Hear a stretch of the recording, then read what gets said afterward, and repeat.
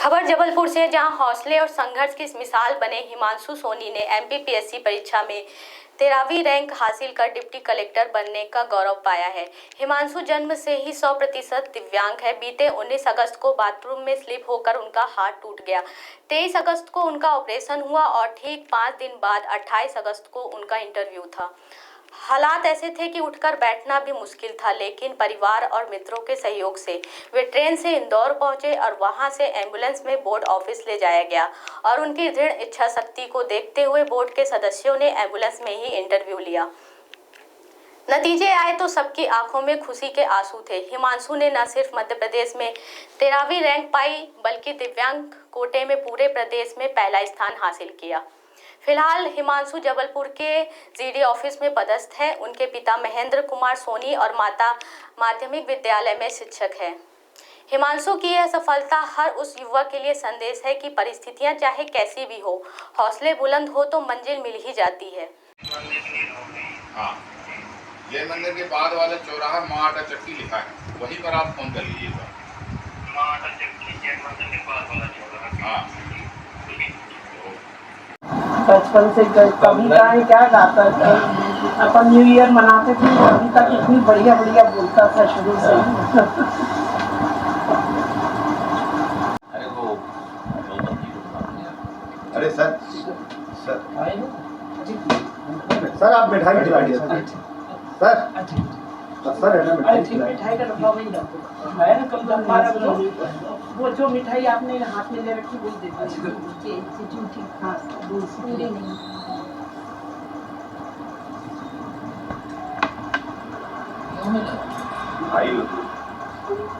थोड़ी सा लो। आपका बेटा मुकाम पे कैसा लग रहा है? खुशी की बात है। कितना संघर्ष हो रहा जीवन का? बहुत अच्छा लग रहा है। संघर्ष तो हम लोग ने किया ही, साथ ही मेरे बेटे ने भी बहुत संघर्ष किया और बहुत अथक प्रयास के बाद इसको ये मुकाम हासिल हुआ है। और मुझे ऐसा लगता है कि प्रशासनिक सेवा में वो इसी प्रकार से संघर्ष करते हुए सफलता प्राप्त करेगा, पूर्ण विश्वास है मुझे।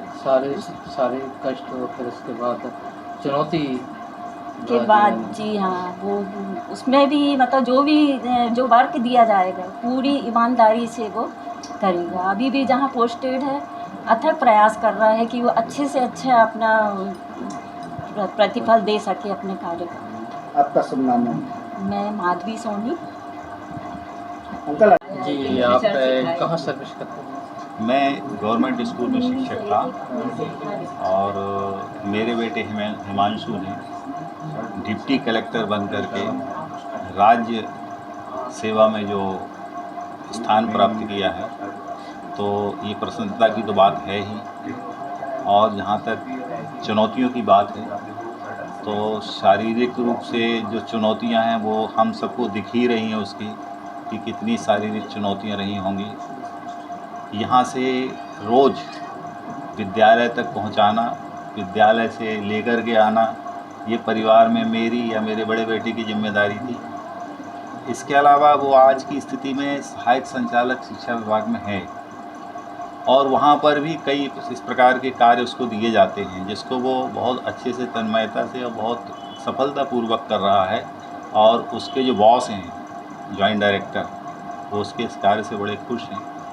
इसी उम्मीद के साथ कि वो आने वाले पद के साथ भी इसी प्रकार से न्याय करेगा और पद में जो भी चुनौतियाँ होंगी वो उस समय क्या समस्याएं हैं तात्कालिक रूप से, क्योंकि मेंटली तो वो बहुत शार्प है, तो तात्कालिक रूप से समस्याओं का क्या समाधान होना चाहिए वो समाधान करेगा और समस्याओं को निपटाएगा। औरों को क्या मैसेज देना चाहेंगे आप गार्जियन? ये औरों के लिए तो ये बहुत बड़ा उदाहरण है हिमांशु की सफलता।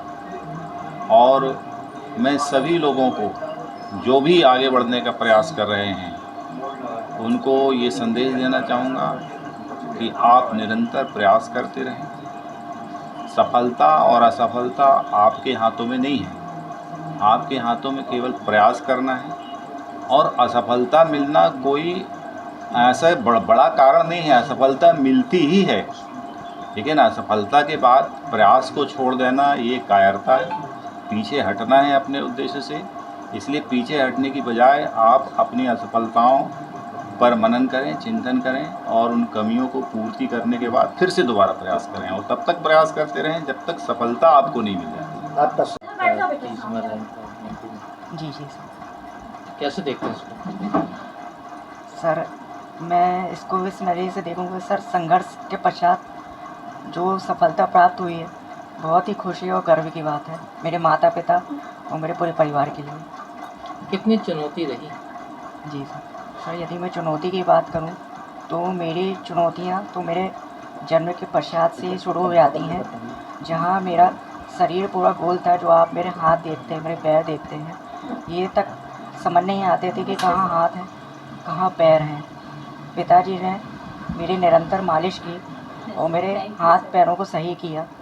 उसके पश्चात मेरा विद्यालय जीवन की यदि मैं बात करूं तो विद्यालय जीवन में भी संघर्ष था, लेकिन परिवारजन और जो भी शिक्षक और जो मेरे विद्यालय के सहयोगी थे उनके सहयोग से ही मैं नियमित विद्यालय शिक्षा पूर्ण कर पाया। इसके पश्चात मैंने अपना ग्रेजुएशन भी चुनौतियों के साथ पूर्ण किया। और सर इसके पश्चात मैंने सिविल सेवा परीक्षा की तैयारी की शुरुआत की। उसमें भी कई चुनौतियां मेरे समक्ष आईं, लेकिन मैंने चुनौतियों को अपनी अपने कमजोरी नहीं माना और मैं निरंतर अपने लक्ष्य की ओर प्रयास करता रहा। क्या आप कैसे मैसेज देना पढ़ाई चाहिए? किए, कैसे कहाँ कैसे पेपर देने जाते थे? जी सर, मैं जो भी पढ़ाई करता था मैं घर पर रहकर ही पढ़ाई करता था, क्योंकि मेरी शारीरिक जो स्थिति है वो इस लायक नहीं थी कि मैं बाहर जाके अध्ययन कर सकूं। और मैंने ऑनलाइन माध्यम से अपनी जो भी पढ़ाई है उसको पूरा किया। तैयारी के दौरान कई संस्थानों का अहम योगदान था, जैसे मुख्य परीक्षा में हिंद एकेडमी और निर्माण IAS की किताबें, और सर सत्यमेव जयते की मैंने टेस्ट सीरीज ज्वाइन की थी, वो भी बहुत ही अच्छी थी। इसके पश्चात सर मेरा साक्षात्कार था। साक्षात्कार के दौरान निर्माण IAS के जो डायरेक्टर है संजय गुप्ता सर, उनका अहम मार्गदर्शन था। और सर जबलपुर में हमारे सिद्धार्थ गौतम सर हैं, वो भी समय समय पर घर आकर मुझे हौसला देते थे, मार्गदर्शन देते थे और जो भी उचित रास्ता है वो मुझे दिखाते थे। इस प्रकार सभी शिक्षकों के सहयोग से क्या मैसेज देना चाहेंगे और लोग भी जो इस तरीके से निराशा हो जाते हैं? जी सर, मैं जो भी इस परीक्षा की तैयारी कर रहे हैं उनको मैं यही मैसेज देना चाहूँगा कि आप तैयारी के दौरान बिल्कुल भी निराश ना हो। अपने परिवारजनों पर विश्वास करें, अपने सहयोगियों पर विश्वास करें और सबसे बड़ी बात, जब आप तैयारी कर रहे हैं तो आपको खुद पर विश्वास होना बहुत ज़रूरी है। जब आप प्रयास करते हैं और आपको असफलता मिलती है तो आप निराश हो जाते हैं। तो मेरा तो यही प्रश्न है कि आप क्यों निराश होते हैं, क्योंकि इससे तो यही मालूम पड़ता है कि आपको अपनी मेहनत पर संदेह है। इसलिए मैं यही मैसेज देना चाहूँगा कि असफलता को अपनी कमजोरी ना मानें, बल्कि असफलता आपकी कमियों को उजागर करती है। अपनी कमियों को दूर करें और फिर से प्रयास करें।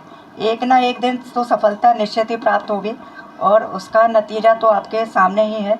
और एक महान विचारक का मैं कोटेशन भी उन अभ्यर्थियों को बताना चाहूँगा जो परीक्षा की तैयारी कर रहे हैं, कि एक महान विचारक ने बोला है कि मुझे उस व्यक्ति से भय नहीं लगता जो 1000 कलाओं का ज्ञान रखता है, बल्कि मुझे उस व्यक्ति से भय लगता है जो एक ही कला का अभ्यास 1000 बार करता है। इसका मतलब ये है कि यदि आप परीक्षा दे रहे हैं और आप उसकी तैयारी कर रहे हैं, आप निरंतर टेस्ट सीरीज लगा रहे हैं और आप मेहनत कर रहे हैं, तो निरंतर अभ्यास करें। अपने अभ्यास को बीच में बिल्कुल भी छोड़े ना। अभ्यास निरंतर होना चाहिए, उसमें बिल्कुल भी कमी नहीं होना चाहिए। आपका शुभ नाम? मेरा नाम हिमांशु सोनी है।